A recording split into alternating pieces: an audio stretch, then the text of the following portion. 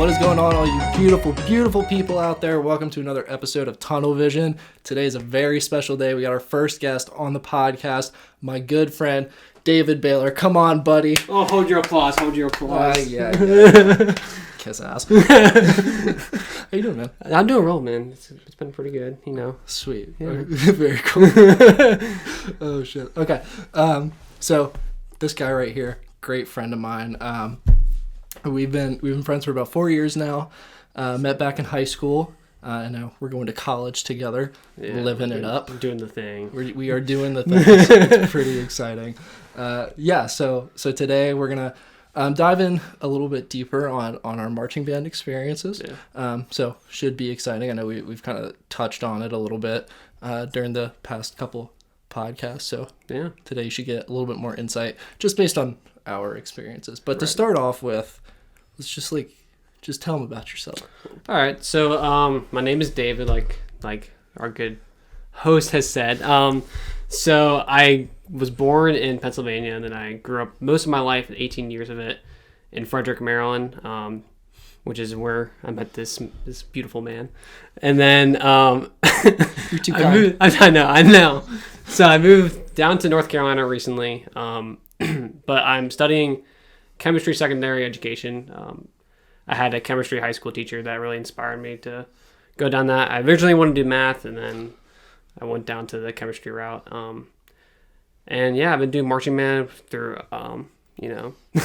through like I started in high school. Had an older brother that did it. That's where I kind of grew into the art of marching band, and yeah, we'll get more into that later. Yeah. Cool, man. You're a psycho for doing chemistry, by the way. Oh, I know. A lot of people, I tell them, like, oh, yeah, I'm doing chemistry. And they're like, you're a freak. Like, can't stand it. Yeah, exactly. That's like my least favorite class in high school. Yeah, I'm not surprised. See, my least favorite was biology. Okay. So I get you. That's a little strange, though, because like everybody's favorite science class in high school is biology. Cause 100%. They get to chemistry and they're like, what is this shit? Right, because it's a combination of like acids, bases. What is that? What is that? Yeah. Okay. Well, cool. Glad you're here. Thank you, man. It's very exciting. I got someone to like talk to now, so I don't have to fill up an hour. we were talking right before this, and I'm like, I'm so excited. I don't have to do all the work today. It's awesome. So great. It's awesome. Okay, so like we touched on a second ago, how we met through high school through band. We passed each other probably a million times our freshman sophomore year through marching band, but never really knew it. Went to different high schools, so we got into all county our junior year, and through there we first met. Didn't really know each other, that we didn't talk. Well, yeah, because like time. Kind of like how he's talked about, like me and him are definitely introverts. And so literally we did not talk until the day of the concert. Yeah. And we were just like bulling backstage. I can't remember if it was before or after the concert. I think it was before we went on. I think it was like right before we went on, because we were towards the bottom of the chairs. Mm-hmm. I think like the first song, it was just like the main dudes. And we were just backstage, just like, because, we're high schoolers. We're like, Millie rocking, whatever, Yeah, I know. I'm probably going to get crap for that later. That's fine. I didn't approve. So we were probably just dancing backstage and like kind of get out of like the show jitters. Yeah. And that's when we're like, oh, I like this guy. Like, he's like cool. And then eventually like we kind of like start talking after the concert, and then we're like, hey, let me get your Instagram. And literally like, we just like talked on Instagram every once in a while. Yeah, up until so first thing though I want to talk about before we move on from junior year, there was this great little moment before we like dipped that first day that we met, that I don't know if you like remember it all, but it's just like trauma, like repeating in my head like over and over. So we get done with the concert, and again, I barely know him at this point, and I'm just like awkward as shit, junior in high school, and like we're talking after the concert, and we go to leave, and like there's this art of the dap, right? So everybody daps a little bit differently, and like especially like two lowly little white boys. We have no idea what the hell we're doing. So we have very different like ideas about this dap that we're about to do. And like I go in for like the full like cup, and he goes in for like the half dap where you're going in like here first, and it's just this mess because like, we can't figure it out at all. So then like the next like 2.5 minutes, I just went on this like rant where I was like, listen, you gotta look at the thumb. Like the thumb's pointing back at like a V, you're going for the cup. If it's up, you're going for the half. You gotta like pay attention to this shit. So I'm just like ranting at this dude. Like, I have no idea who he is.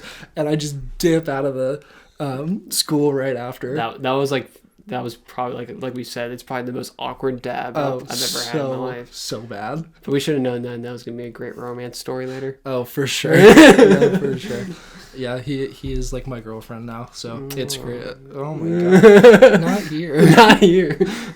Okay, so we got through there. Didn't really talk at all, like up until the next fall when we like saw each other in passing through some marching band competitions. Well, we talked a little bit because junior year going to senior year, that was the summer that I marched drum corps. Right. I think you saw like some of my posts and you're like, hey, how's the summer going? Stuff like that. Yeah.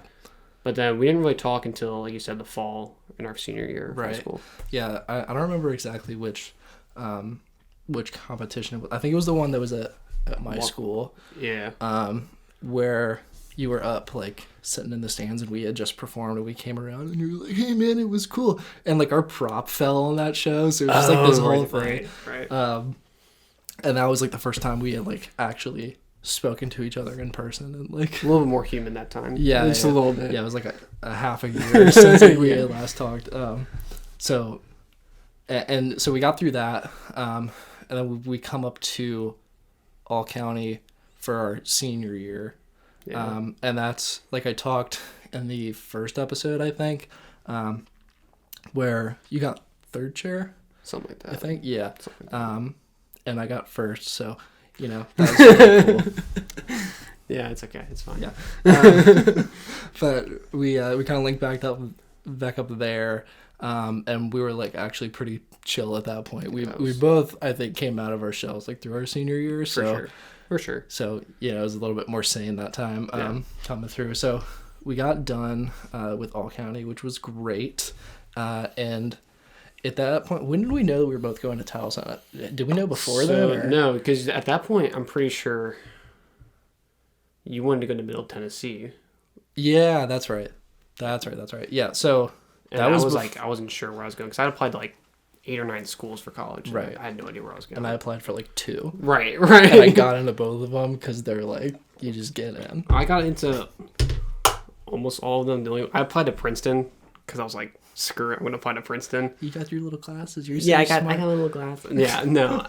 But I ended up like I got like waitlisted, but that's like every person that applies to Princeton. But it was still a good experience. But anyway.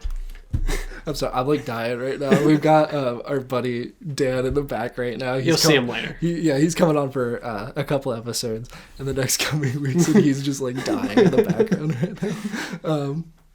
So yeah, we didn't really know where we were going, and like to your point, I thought I was going to Middle Tennessee for the longest time, and that was the story of when I first got diagnosed with diabetes. I thought I was going up that whole time, and then that was like the day before I was going out to Middle Tennessee to do my audition, so ended up not going there, went to Towson, and we had mentioned that we both applied there, so I DM'd him on Instagram, and I was like, hey man, are you showing up to Towson or what? And we both were, and it was cool. We tried to get a 4-person room our first year, which is difficult for freshmen. Yeah, I remember that night, I was like, when you texted me that night, and I was literally like sitting by a campfire. I know this is like really weird, but I was sitting by my campfire, and I got the text, and I was talking to my parents, and I was like, yeah, my buddy Adam was like, yeah, we want to do get like a 4-person room. And my parents were like, that's not possible. I'm like, yeah, I'm still just going to go with it to see. Yeah, we're just going to find out. So I had a couple of us. We tried our very best. Couldn't get it done. Yeah. So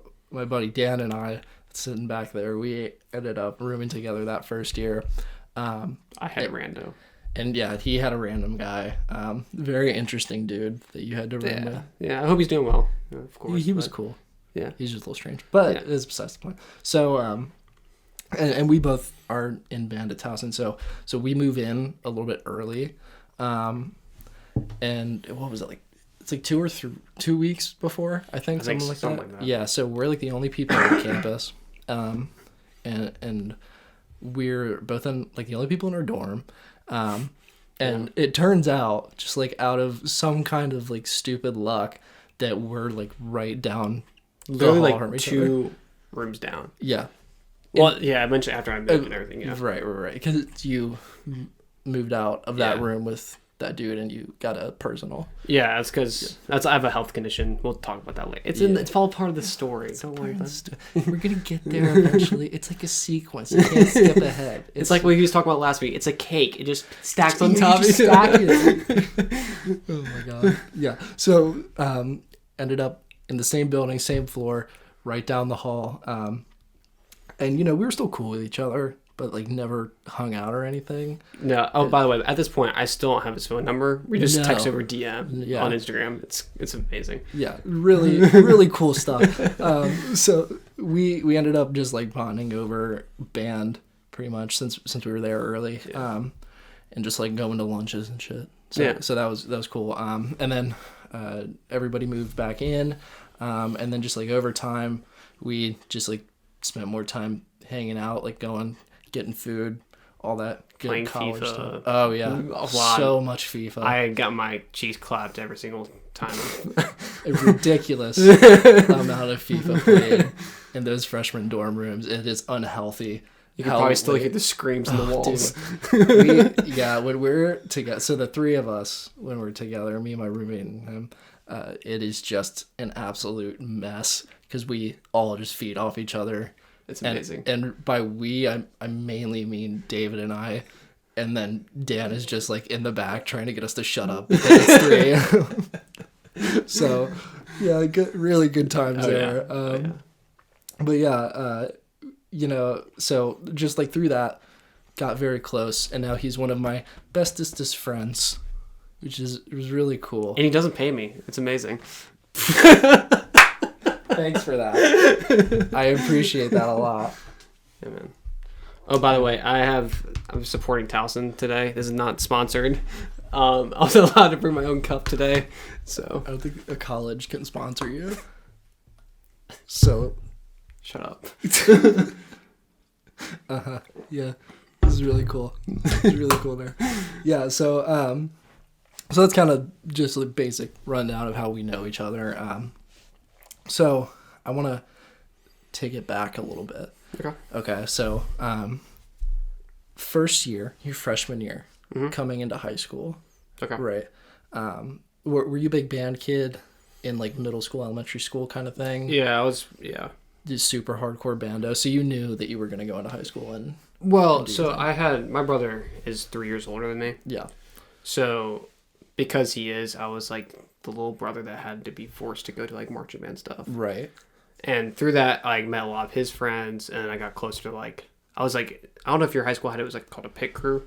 Yeah. Basically, like, are the people that like help put on the pit instruments or sometimes like props. Right. And so I was able to get exposed to marching band quite a lot because of that.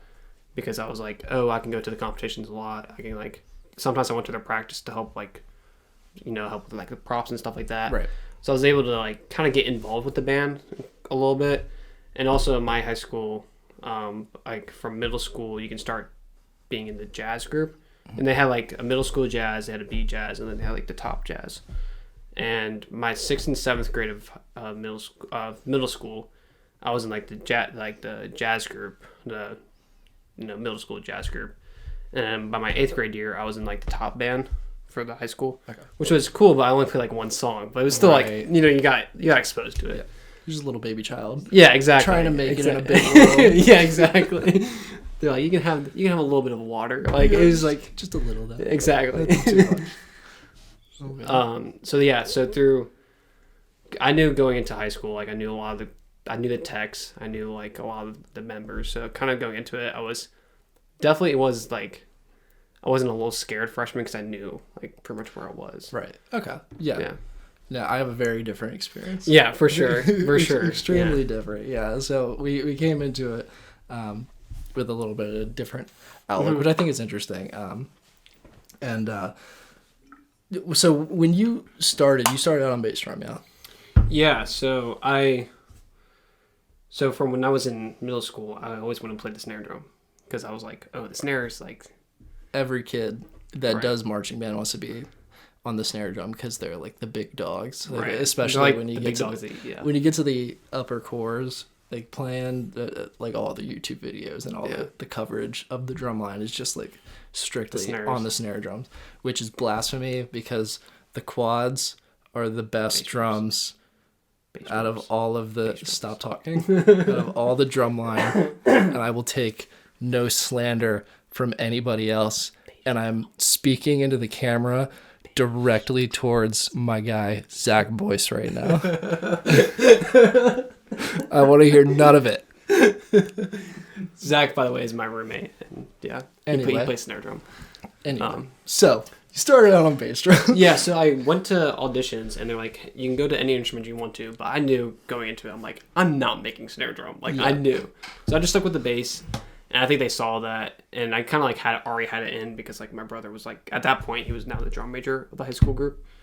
So I was pretty much like given whatever the heck I wanted, unfortunately. And like, it's not like you didn't, like, I didn't show up and like My practice. daddy owns this place. Actually, you don't know. My brother's the drum major, so you need to give me whatever spot I want. Shut up. Like, I still like worked hard to get the spot, and I was given the opportunity to play bass drum. Of course. But this is where, because I did have a brother that was in it, when we got to band camp, I'm sure it was like your high school, a lot of freshmen quit, right? Oh yeah. It's I was like a purge. it was like a purge.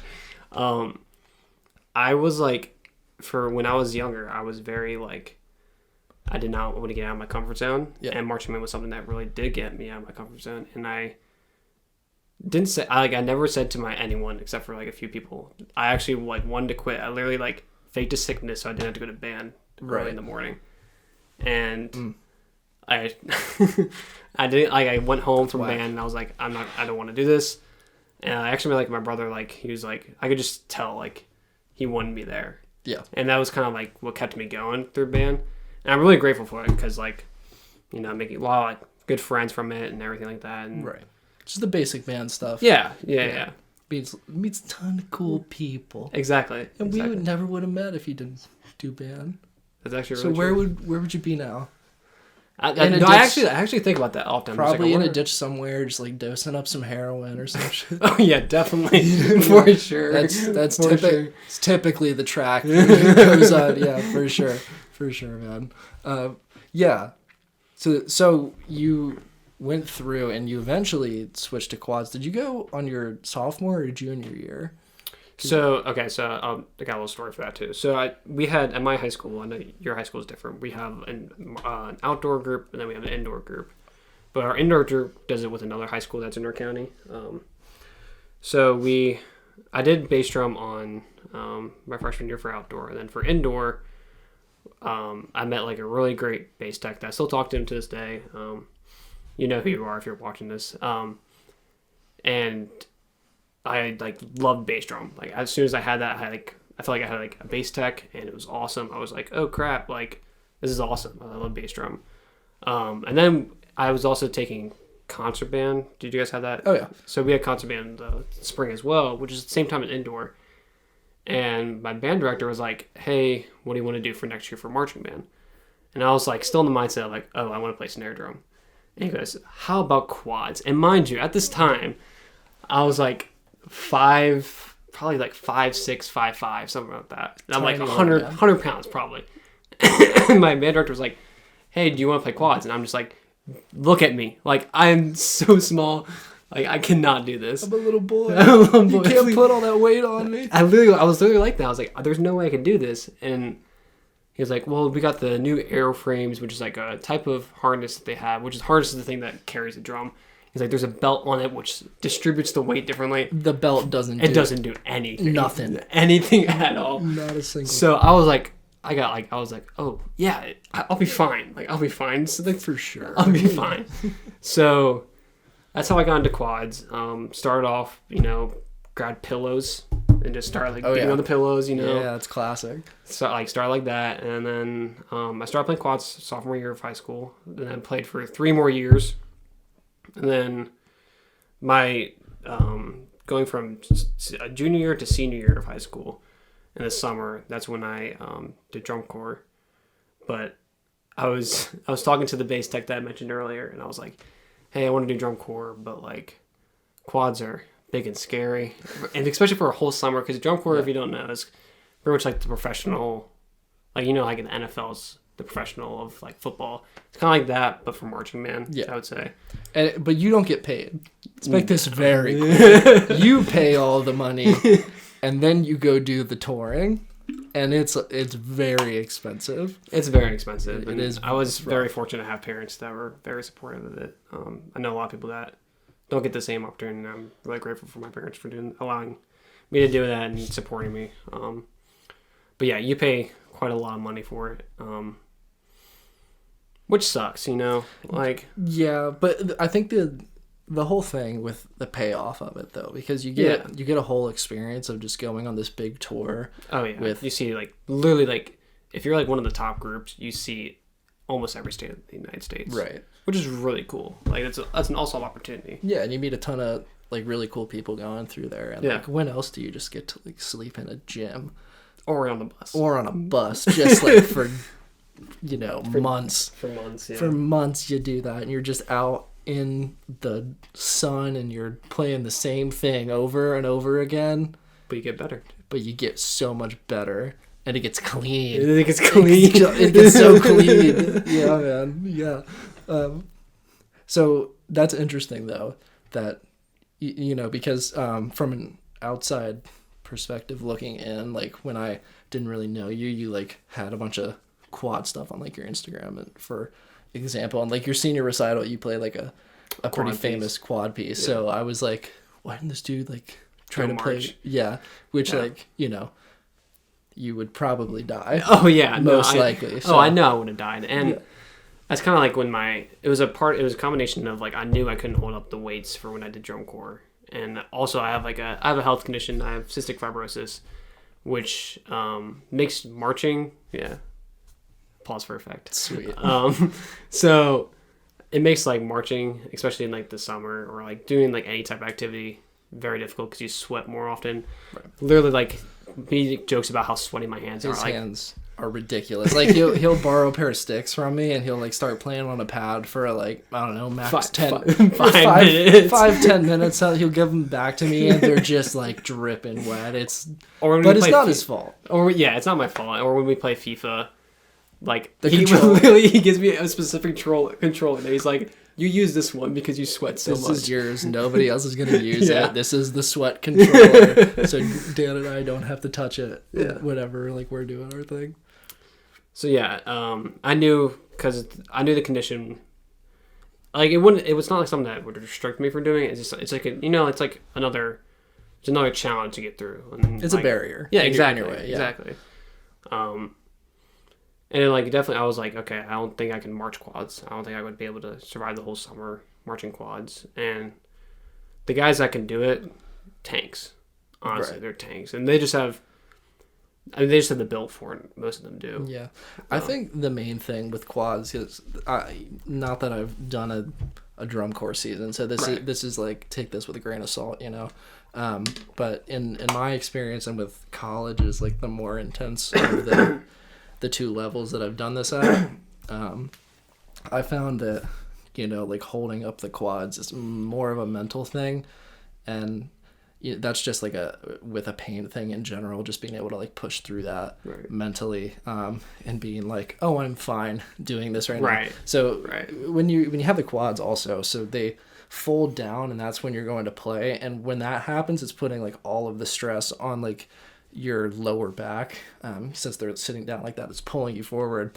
So a lot of the time what people will do is they'll fold them up, just because of the hardware that's there. And when you fold them up, it takes a little bit more pressure off of your back. Still heavy because it's sitting on your shoulders, but Honestly, but the thing is, like, when you carry drums, your shoulders don't hurt. No, They never do. It's not like, at all. It's just always on, like, for bass drums, it's more upper back, and for quads, it's more lower back. Yes, it's just like sitting so low. But when you fold like that, you're kind of sacrificing the like build that you can get from like Right. in those muscles down there, because the more you're in pain, although it like sucks that you are in pain, the more you go through that, the bigger you're gonna get and the Right. longer you're gonna be able to like withstand that in the long run. So, you know, if any young drummers out there are listening, my biggest recommendation is to just hold out on it as much as you can.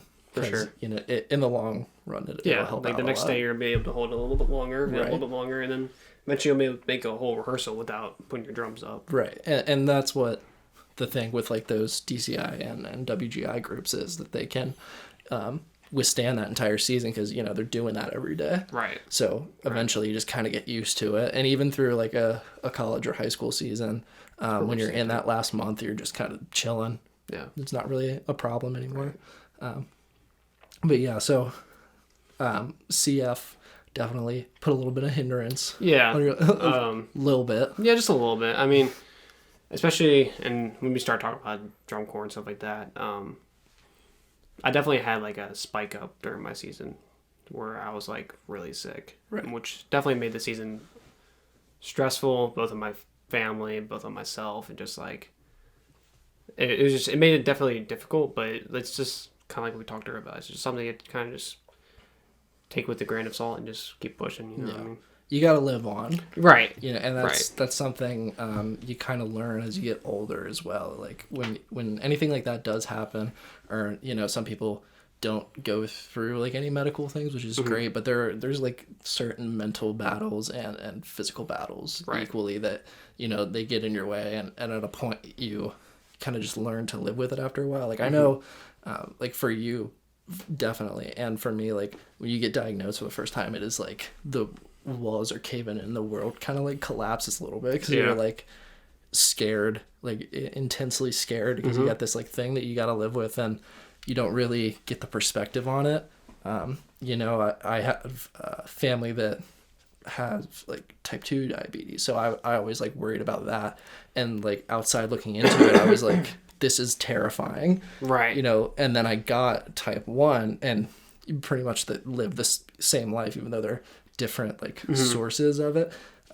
When I first got it, I freaked the hell out, and then like a month later, it's kind of just like, yeah, this is just, got to take a couple pills a day, watch what I eat a little bit, take a couple shots, and then I'm moving on. Yeah. You know, so it just kind of becomes like part of your daily routine after a while. Well, it was weird for me because my family history, until my brother and I, no one has ever had CF.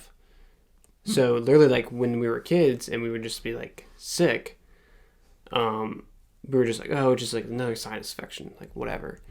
And then it got to a point where it was like almost every single day, like me and my brother were just like we were just coughing, we were sick, like, and we got to the point where, I was like 13 years old, and we were just like, all right, we're just gonna go get like a CT scan, which CT scan is like basically they like get a picture of what your lungs look like. And mine just like normal lungs, you can pretty much just see like straight through it, and like you can see like where the airways are and everything like that. And they look at mine, and mine's just, you can just see like all like the whiteness, which is pretty much where mucus is and everything. And they're just like, oh, there's like a deeper issue. And then they eventually gave me a sweat test, which pretty much back in my day, because I went to the doctor's last Friday. Back in my day. They literally like put like stickers all over you, and you just like go into this sketchy like staircase, and you're just gonna run up and down until you sweat, so they can collect your salt, and if it's more salty, I don't know the scientific reason, but like they can tell like if you have CF or not. And so I got diagnosed when I was 13, and I was kind of at the age where I didn't really understand it. So I was like, oh, this is kind of like a common thing, and it took me until like a couple of years for me to be like, oh, this is like something like that's actually kind of bad. Like, I mean, I had to do like medication, but like I was kind of like, oh, it's like whatever. And then got to a point where I was like, oh, this is like bad. Yeah.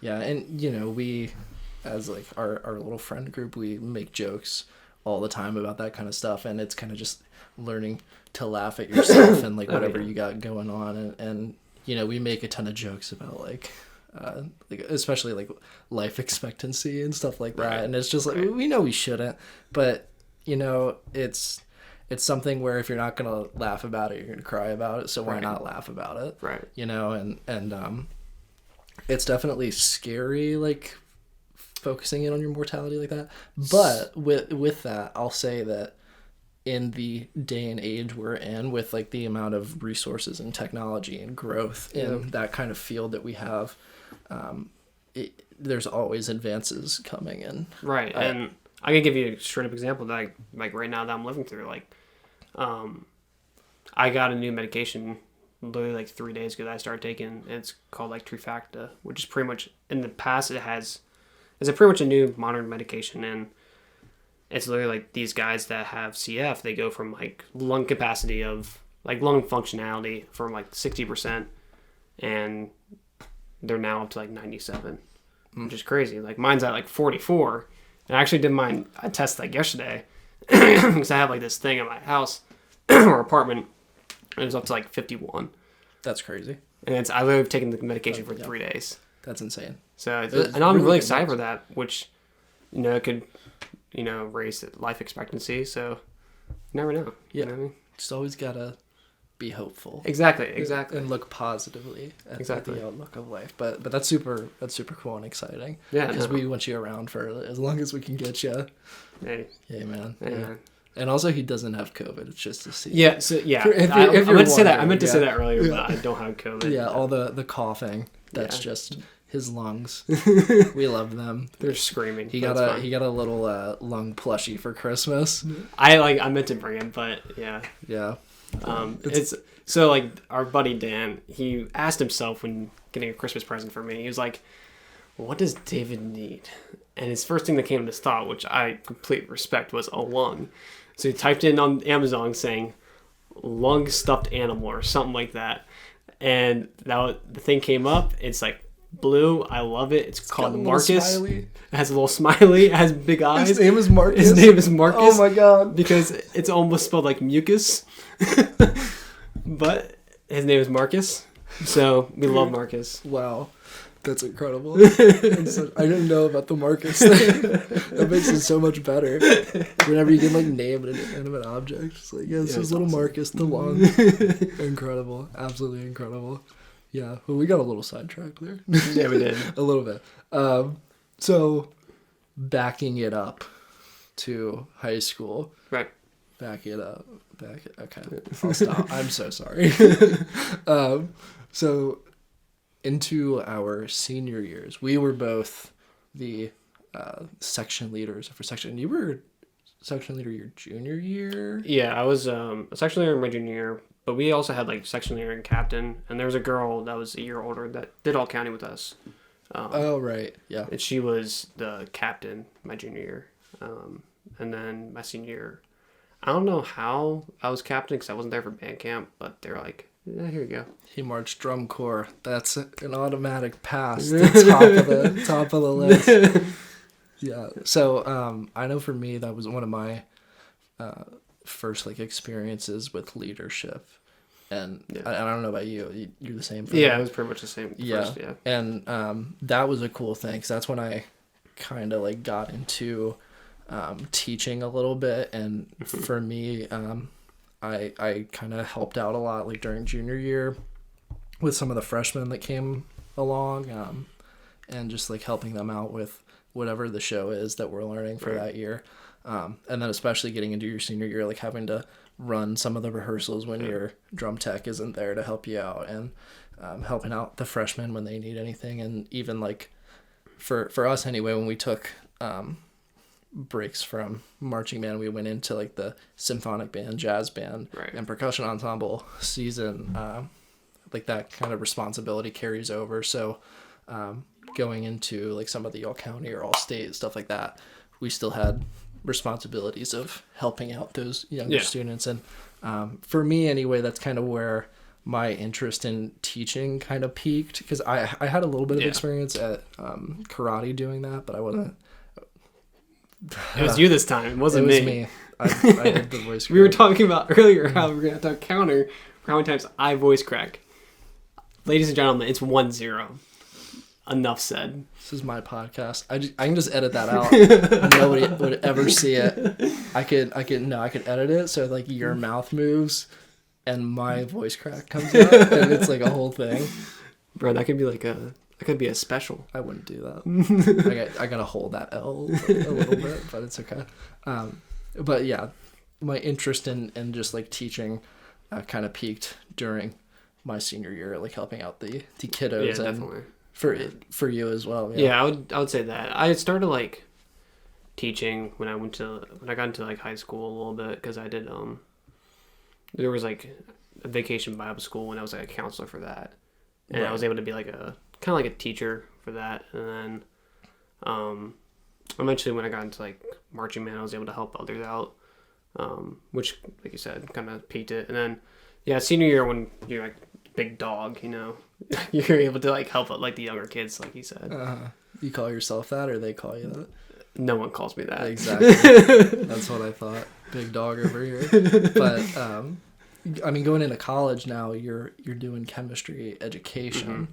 So how did the education part of that come up? Was that kind of rooted in that teaching experience that you had? Like Yeah. what that pushed you towards that decision? Yeah, so like I said earlier, I initially wanted to go into math education, but it was kind of education is kind of always something that I kind of noticed that's always my life has always come to. Like there was like a moment I'm like, oh, I kind of taught there. That's kind of cool. And then I was like a camp counselor for a camp, and I was like, oh, I'm teaching again. And then now I'm like getting the experience for like teching, where you're like, oh, I'm teaching again. Right. So I've always found like teaching as a place where I go to when I'm not like mentally not great, or you know, just like whatever's going on in my life, like teaching is always there. So yeah, I went from math to chemistry because, like I said, I had like an awesome chemistry teacher. Right. And yeah, she really inspired me. So Yeah. It's cool how like stuff like that, when it's a little bit unrelated and you're like, you know, like you turn out to want to be a chemistry education teacher, and like that education like part kind of comes from like a complete Completely left different. field, Right, you know, it's right. like how did I get here? And you never know in the moment when like you're going through life. It's just Right. like some of the little things that pop up can Right. translate into something else later on. It's really cool how that works. But going from high school, where you do have all that responsibility, and you head into college again, and you're the little freshman baby once again. But for me anyway, I don't necessarily know, like for you and all the bass drums over at Towson, the quad sections over at Towson, we're the smallest group in the band. There's only 5 of us, so we kind of held everyone accountable to a point. You know, we For all sure. kind of boosted each other up. We had our section leader who's a really great dude, like one of the coolest guys that I know, and he helped out a lot. But when you're in that small group, everyone kind of checks everybody else, and Right. you know, the bass is, there's like 7, 8 of you guys or something like that. Yeah, So- there's what was it, 6, 7? There's 7 of us. 7 because you had Yeah. the 6 plus the double on the Yeah, one. yeah. Yeah.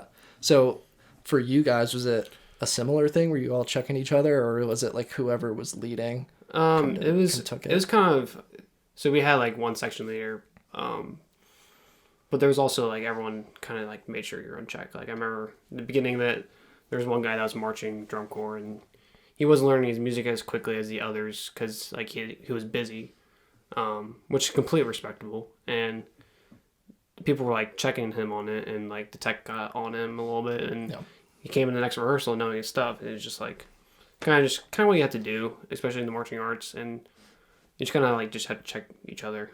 Right. And it's also a tricky thing when you're doing marching band specifically, and it's one of the things where you have to memorize everything, because you know, when you're in symphonic band, you have all that music sitting up right in front of you, and you might know all of it and you might have it memorized if you're in symphonic band. I know, like, I always had all my stuff memorized, Right. which they It's not naturally happens. yeah, and you know, sometimes they'll tell you, hey, don't memorize your like, you got to look at your music all the time, and if you like memorize it when you're in like those settings, sometimes you just won't look at it and you'll like get off, stuff like that. But Right. in marching band, you have to know all your stuff, so it's one of the things that you have to just like get reps on like a million times. The time that's not seen. Yeah, that's, you know, the time out of practice Right. specifically is when you get Right. all of that stuff down, because that's something where like studying, you're looking at a page and it has like all the information there, and you have to put that and store that into your head. And kind of with marching bands as a physical thing, you have to put all of that information just like into your hands to a point, because you can store a bunch of that into your head, but you're not going to have like a mental image of like an entire sheet of music in your head. You know, you have rehearsal letters, for example, where it's just like starting places to ending places, and you remember what like measure of music those rehearsal numbers are, so that you can get from one place to the other. So you might not have every single note memorized mentally, but in your hands, In like chunks. with your muscle memory anyway, you're just going through it Right. regardless. So it's all that time that you have to spend like just you in like a practice pad chilling there, Right. and it can be a lot. No, it definitely can be. And it's just like kind of like with anything you have in life, it's just you have to be committed to what you're doing. Yeah. You can't nothing bothers me more than when just like watching someone do something but they're just doing it half-assed. Yeah. It's like, why are you spending all that time, especially in like marching band? It's like, why are you spending so much time, or if you're doing drum corps, which you normally don't see this in drum corps, it's like, why are you spending so much time? And like, even like in high school, you pay money for it. Yeah. And you're spending like money to just half-ass something. Like, why don't you just like commit yourself and just go for it? It's definitely frustrating. And, you know, we've seen that just like in our own bands and like through our teaching. And it's just because you can only do so much as a spectator, because again, you have to do all that work on your own. And that's something that you can encourage, but not force on somebody. So that's a little bit tricky, trying to navigate that a little bit. And I think that's something that people don't necessarily realize when they're getting into marching band is, you know, like I said earlier with like symphonic band and stuff like that, you always have that sheet of music in front of you. Right. And when you take that sheet of music away, you're adding a ton of hours of practice to fill up that sheet of music where that space was. So people get into it and they're like, oh, it's just band, but you're moving. Right. And they're like, oh, I gotta memorize all this stuff. And then another thing is like, oh, I kind of have to be in shape a little bit if I want to do this. Yeah. And that really comes into play when you go into those higher level groups. Like if you're out of shape, you're done. When you look at all those top tier groups that are finishing like within the finals, so like 1 to 12, you don't see like one person that's like overweight. Yeah. They're very, very not ripped, but like in shape. No, yeah, it's not like the thing to do band. You don't have to go to the gym and like bench like 300 pounds. Yeah, it's mainly a cardio thing. Yeah, exactly. Just being able to like endurance. keep stamina up. Yeah. Yeah. I mean, like for drums, it's like an added thing of like strength, but because you know, instead of like having a brass instrument that you hold up, which is like a forearm thing, so that, but it's a little bit more than it might seem from the outside. Right. And not to say that it's like, God, do I want to get into this? Not saying it's like a sport or anything, you know, because I don't think it has that level of I mean, of I will physicality. it's like it's a athletic activity. I would not call it a sport. Yeah, that's kind of a good way to put it. It's an athletic art. Right. That's, you know. Right. And people have this debate all the time if it's a sport or not, because you're going to competitions and you're getting graded on it. Right. And you're getting like different places, getting ranked. So for something like WGI, which is an indoor, the indoor professional. Yeah. So for them, their slogan is the sport of the arts. Right. You know. And I remember when I was in when we were in Indianapolis at like Colts Stadium for like prelims for World Class. They had like posters on the walls when you're walking through the tunnel that had like, oh, you're in the professional sports of the arts. Yeah. Which is like, I was like, I remember when I was like walking through that, I was like pumped. I was like, let's go. Yeah. And, you know what I mean? But it's like, it's definitely the most physical of like, well, other than like dance, maybe, because dancers like are kind of yoked. Oh yeah, they're insane. Yeah, they're a little insane. bit, but yeah, we do good. I mean, we do our thing. We do some good stuff, I think. Yeah, we do our thing. But that's a whole thing, and especially like in high school, I remember having those arguments with people all the time. Nothing made me cringe more. Oh, the why is the football players practicing on the band field? That shit is not okay in any way. It is like it just hurts. Just inside. I think one year, and I'm not trying to call my parents out, but they bought my brother that shirt. Oh my god! And I don't think he ever wore it. Did he burn it? He never wore it. I don't know if he Use it still as has kindling, it. bro. Get that shit out of here. I hate it. But it's like it's a very, very cringy thing to say. Yeah. It's rough. It's rough, is to say the least. I want to see like one of those flute, because it's always the flute players. Just straight call them out. Oh yeah. It is always the flute players that are like, it's a sport, and it's like you have like the least physical like ability out of anybody here. Do not start talking shit. And I'm gonna go get one of those linebackers and just truck them, dude. Like, what's a sport now? What's a sport now? Just get Gronk over here, run him over, and spike right on their face. Just like, sup, yeah. Do you remember going into 2020, Gronk spiked Steve Harvey's Lego face? Yeah. He's like, what is it? He's freaking out. That was so funny. Dude. Yeah. Sorry, that was a little side comment, but I remember I was watching that video right before when it hit New Year's this year. I'm like, that's what cursed 2020.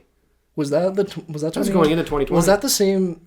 Well, was that the same one where Ninja did like the floss in front of everybody and nobody did it back? Was that same one? Because I think it was. It was the year before. That was the year before. Yeah. Okay. I think it all snowballed in 2020. Just all of those things together. Yeah, get a check on that. Yeah, we got a guy. Fact check. We got a guy in the chair now. This is incredible. But what a mess. What an absolute mess. 2018. 2018. Okay. So, it's close enough. Close enough. Too many bad things happening on New Year's. Did you watch the anything on New Year's? Do you watch the ball drop? It was the ball drop. The typical thing. You watch that? Yeah. I don't know what there was some dude on there that had like 5 different clothing changes, and they were all spectacular. Oh yeah, I know exactly the African American guy. Yeah, dude. Yeah. Insane he was awesome. Clothing that he's wearing. It's like very old school Lady Gaga. Oh no, it's yeah, like because we're like all of his jackets like really like puffy. Yeah, the shoulders. Yes, the shoulders. They kept talking about the shoulders the whole time and how poofy they were. They're awesome. I love it. It's very cool. But then you had that whole thing was kind of. It was not the one. It was funny. This year was very funny because you have people out. Like chilling. Squares. Yeah, the little squares, and it's like 5 people, and they're all sitting there like, yeah. And it's like Doja Cat up there. Oh right. But... Monkey dance. I hate it. No, that's not the one. It is not the one at all, man. Not even close. not even like close to like 100. No. Nothing. Well, we're gonna anyway, okay. Yeah, so back to college now. So we talked about the teaching stuff. So we actually taught together for a season of indoor. We did last year, which was very cool. As much of the season was last year. Yeah, it was like half a season. It was like 3 quarters. Well, we started in like December, went till March. So like 4 months. Not awful, right? That's how the months work. We started in November, didn't we? That's when we got the music for it. Oh, is that when it? I think so. Yeah, 5 months. But anyway, we ended up working for a high school in our area, And that was a really cool time for us. And I did it again. That's two. That's two. So as a Anyway. drink.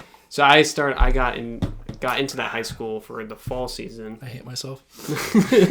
I got into the season. Got into their fall season because I knew the main guy that would work there for percussion. I met him through the drum corps that I marched, but he marched the year before me. But he came to like the friends and family performance, and me and him were just talking because we went to like a casino to get something to eat. And he was just like, "Oh, where are you from?" I was like, "Frederick, Maryland." He goes, "No way, I teach there." I was like, "Who do you teach for?" He said the high school, and I was like, "Oh man, like, let me know if you ever need like another person to help out." He goes, "Yeah, I'll let you know." And I was like, I felt like I was kind of annoying because I always text him like, "Hey, am I still gonna get this job? Am I still get this job? Give me money. Give me money." And he came up to like May right before the season started. He's like, "Hey, I just got it approved that you're able to come help teach." Right, because you taught that summer. Yeah, I taught their band camp, which was a lot of fun. Those kids they're a lot of fun to be around. Super cool kids over there. Yeah, That group is always definitely holds like a special place in my heart. for sure. Yeah. And I taught at my school during that summer. Yeah, I also did that. I just went in and like I just like barged in and I was like, "Hey, I'm gonna be here and I'm gonna teach. I don't want to get paid for it, but I'm gonna be here, right? Because I want experience. Because I'm going to music ed, and I was like, right. If nothing else, like I want to come help out." And did band camp, and then my band director was like, "Hey, take this money," and I was like, "Okay." I mean, you're a college kid. You're like, I need money. I could really use some McDonald's right now. Right. I'd really appreciate that. So we both had a little bit of experience going through, but you know those kids before I got there because we taught that winter for their indoor season, and you were the one that got me that job. Yeah. So pretty much it was like I was talking to the guy that we worked with. His name's Liam. So if Liam, you listen to this, love you, man. Hey, man. Hope you're drinking a beer out there somewhere, buddy. Hope you got a beer in your hand. Sitting here chilling with us. Am I right? Yeah. Oh, 100%. Man loves a beer. Oh, yeah, 100%. So we were looking for like another tech to have because we needed someone to teach snares, and I don't play snare. He didn't play snare. And I was like, well, I need someone to teach snare. And I was talking to you one time, and you're like, "Give me a job." And I was like, all right, I'll text him right now. And I like texted him, called him. He's like, yeah, you should be good.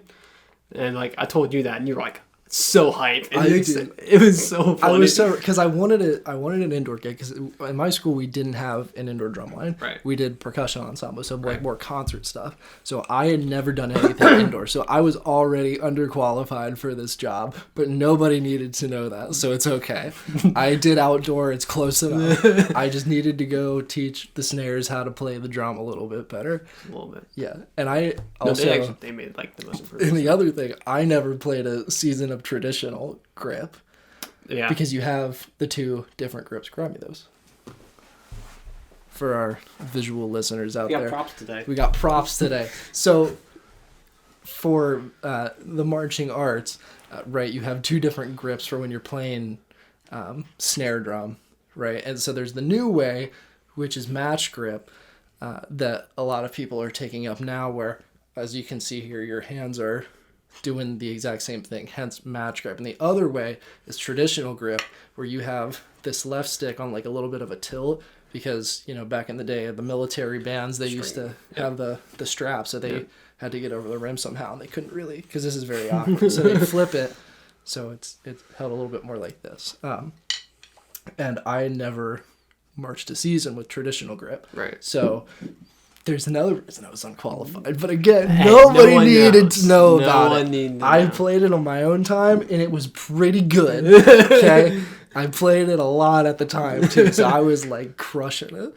Yeah, man. So I felt very okay about it. No, and I mean very moderately okay. But it was awesome that you got the job, because I tell you, oh my god, the amount of hours, dude, that we would just like, oh my god, the amount of hours that we would just like lose sleep on. We literally so we had props that had like a vinyl on it. Oh Jesus, the prop. And so there's like a community lounge on every single floor, and we literally like brought all the vinyl to our community lounge and literally cut them. Yeah. And like, I still have like that video of like when we actually did it. It was like super cool. It was incredible. So our show for that year is worth mentioning. Yeah. It's called Mended. So for this prop that we had these vinyls set up, and so one part of it was the colorized side, and the other was the grayscale. And basically we had to just like cut the edges for this thing, but how it would go up is we would put the colorized ones up permanently and then Velcro on the black and white, and like just like pull them off to reveal the colors throughout the show. But there was this like heart image on the colorized version, and it had different like colors within it, in like different patterns. So we had to cut out those shapes as well within, and like the grayscale side didn't have that heart in there. No. So we had to like freehand the whole thing. And I don't even remember what system we used, but we figured it out. We used a lot of paper. Yeah, because we traced it. Yeah, we traced it. Yeah. And it took forever to do, like an entire night of doing this. And we finally got it done, and it looked pretty cool at the time. It looked really dope. And like the community lounge smelled like vinyl for the rest of the semester. It never went away. So for the rest of the semester, meaning we cut these in like, was it February, January? Something like that. And we got sent home in March because, COVID. But that's like a long time. No, it was still a very long time. Even because our room was right outside the community lounge. So like you'd walk out of our room, it would still smell like vinyl.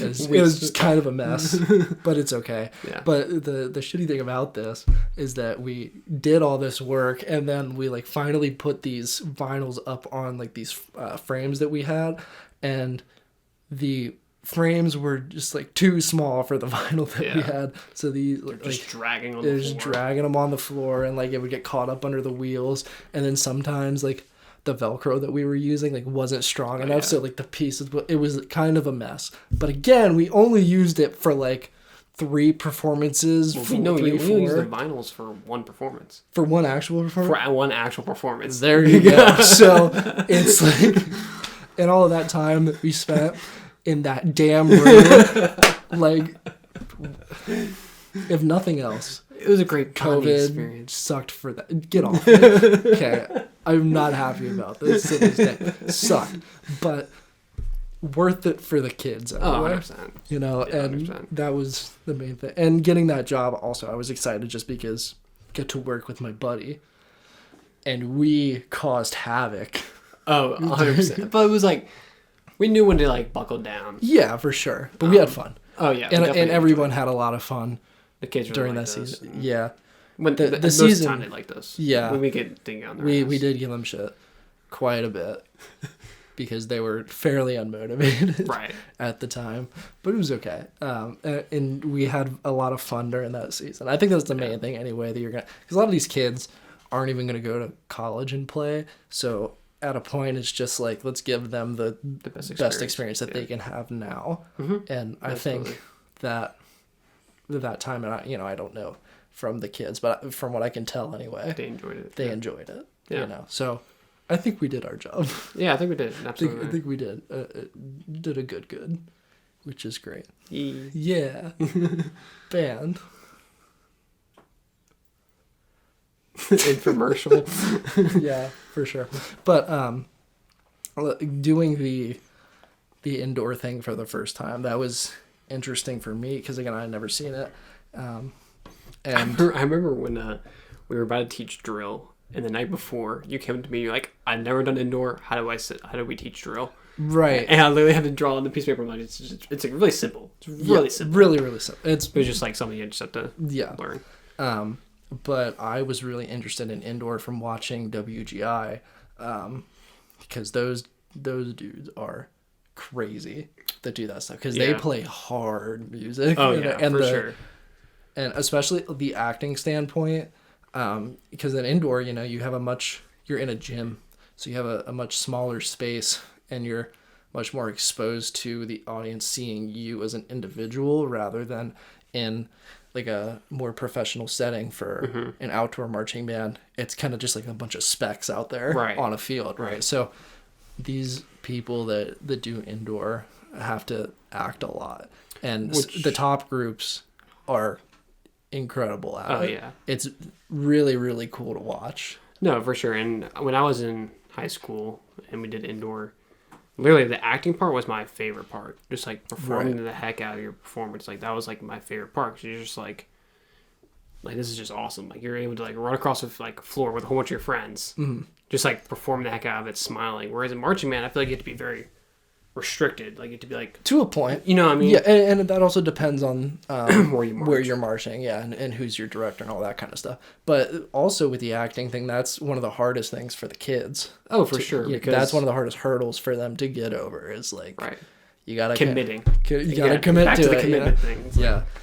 And that's tough, especially with a bunch of awkward high school kids. You're like, okay, guys, we're all gonna do this thing, and we're gonna do it to our best of our ability. And if everybody does it, nobody's gonna be awkward about it. And then they're all super awkward about it anyway.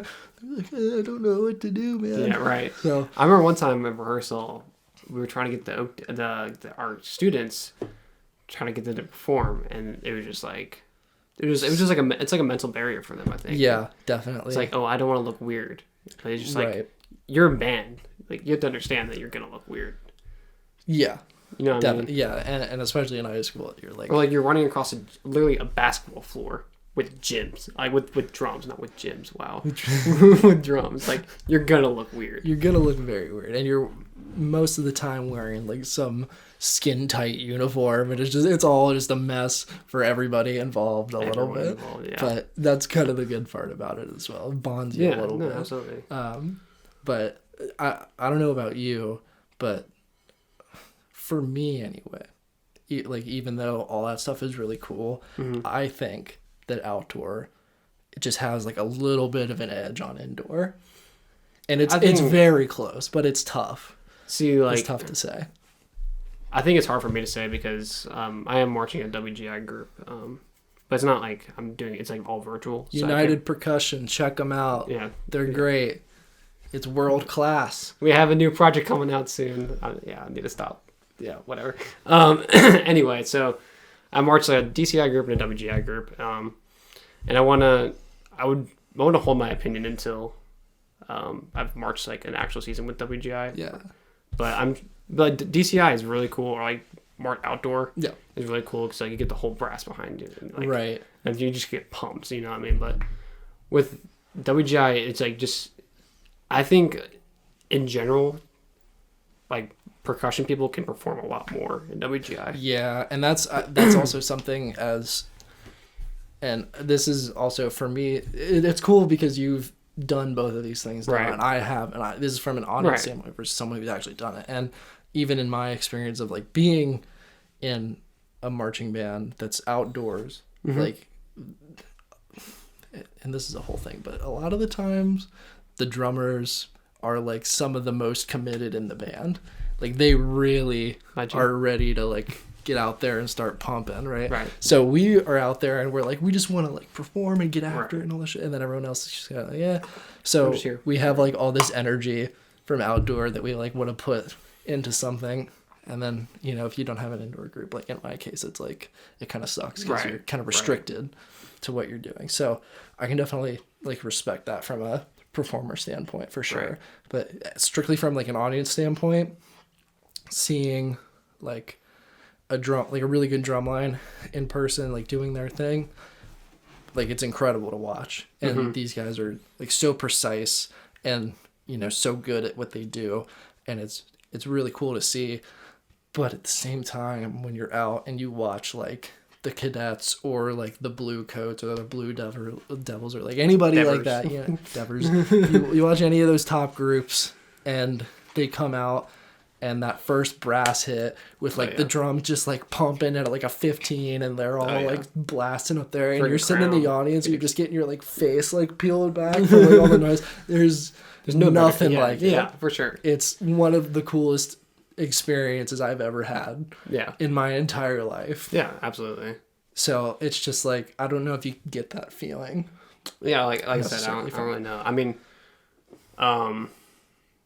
it's weird. The first time I ever like really was at a show watching a performance was when we were teaching, and we were able to watch like our group perform.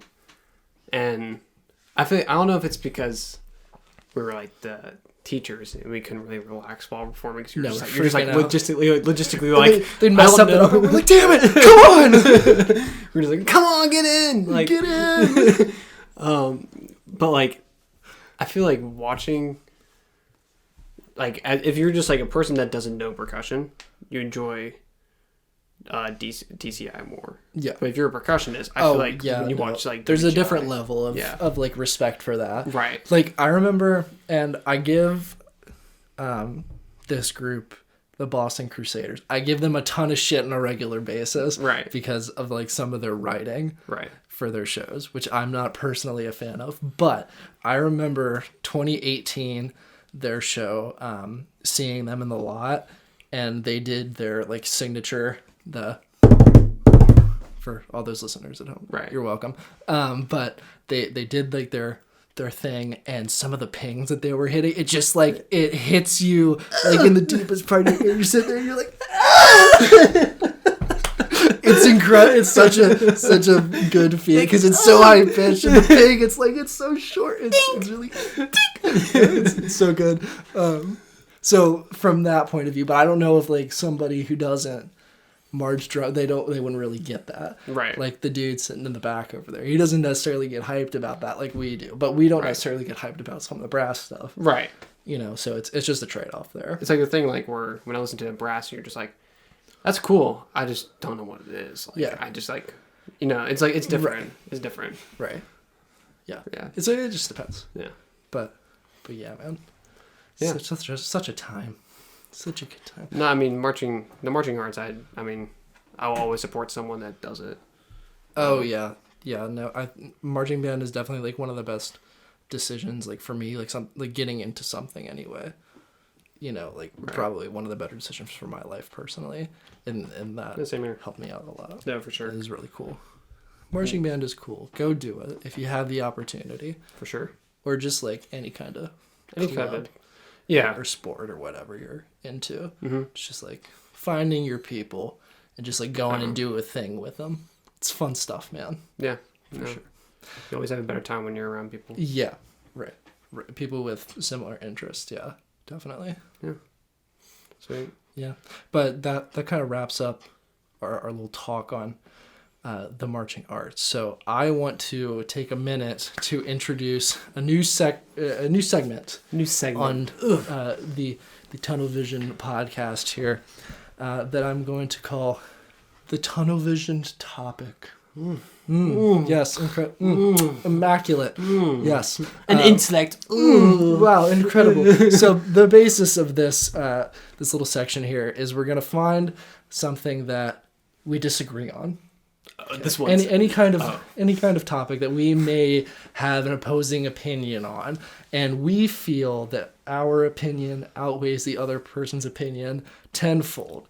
Hence, we have tunnel vision over our topic. We can't see any other perspective other than what is right there in front of us. And today, we got a bit of a belter. It's a good one. It's something I'm very passionate about. Today we're going to be talking about underrated candy bars. Dan, can you please bring in the plate? Thank you. Yes. Yes. Dinner is served. Okay, so here, as you can see, we have two underrated candy bars. We have Crunch, which David will be talking about today, and I have Almond Joy, which is the more superior of the two in every way. No. And gets slander for no reason. So I just want to start out. Should we have one of our own? Or do you want to do... I think we just start by... So we'll both start with Crunch, okay? And I just want to bring up a couple things before we even peel it apart, okay? So looking at this label here, you know, just boring. Just honestly. Boring? At the end of do the you day, not see the little indent? You know, blue, red, white. It's overplayed. You know, to It's America, bro. it's overplayed. It's too much. You see it in this country too much. It's all over the place. It's like get some better ideas. I'm not interested by looking at this. It's just crunch with like a little white bar behind it. That's all they That need. doesn't catch. The candy speaks for itself. But it candy does. speaks for If it itself. was better, I would be like, Okay, we haven't I'd had be it like, yet. fine. But We haven't just had it. objectively looking at the wrapping here, it's terrible in every sense of the word. What? We're not talking about that yet. Okay, we're talking about this. So let's crack it open. All right. Okay, and Easy rip. cool. So the basis of this candy bar is just chocolate and then There's like crisp rice. Right. Right. So Right. disgusting. So, Oh yeah. no, Oh yeah. not at all. Oh. Get that. God. Oh yeah. How could you eat that? Dude, it's so good. It's I don't know terrible. what you mean, Absolutely. bro. Have you garbage. ever had like one of those like ice cream sundaes where they have like vanilla ice cream and they have like this type of stuff on top And of then it? you take a giant dump on it, and that's No. basically what a crunch bar No. tastes like. Yeah. No, by the way, this psychopath calls sprinkles jimmies. Next. It depends. It's one place. It's one place. But you can see how his opinion is invalid. Anyway. But no, when you have that type of ice cream, when you eat it, it's amazing. What an argument. You know the thing? The reason the thing is good Okay. is because it's amazing. Okay, first off, Wow. this chocolate is very good. That chocolate, that is the one reason that I would say that candy bar is terrible. You know, like the Easter bunnies that you would get that are like hollowed out like as a kid in your Easter basket, and you take a bite of it and you'd be like, oh, this is great, because the entire thing is just like a block of sugar with some Right. chocolate around it. That's what that chocolate is. It's just like uneatable. What do you mean it's uneatable? It's uneatable. I would say even that Crackle is better than Crunch, because it's the same thing but with good chocolate. No, on it. it's not good chocolate. It's Hershey chocolate. It's like the #1 candy Okay, bar would you ever- sold everywhere. No, would you go buy Hershey chocolate? Like just straight up just like the chocolate? Hell yeah, I would. Like, see, no. Like I would not. I would rather get like a Reese's. Rather get Kit Oh, Kat. well, what about like Kisses? Oh, by the way, Reese's and Kit Kats are like the #1 actual best candy, but we're just doing that already. Yeah, no, that we both kind of agree on, but that's besides the point. But I'm telling you, like, think about Kisses. Like Hershey, I see. their I would not. highest product that is sold are Hershey's Kisses, and that's just the normal chocolate. See, but I wouldn't go buy Hershey Kisses unless you're putting it on like. Well, that's because Cookies or you're an something? objectively stupid person. See, that's where I think you're wrong. I think you. okay. I want to move on. Oh, Okay. you see, you picked this up. So now there's okay. Put some respect on it and say, look at this. It's so cute looking. It's got like a little color fade in there. It's interesting. It's got a little coconut, and then the almonds are like bursting First out off. of it. So it's explaining what's First inside of it. First off, why are you showing a cracked coconut?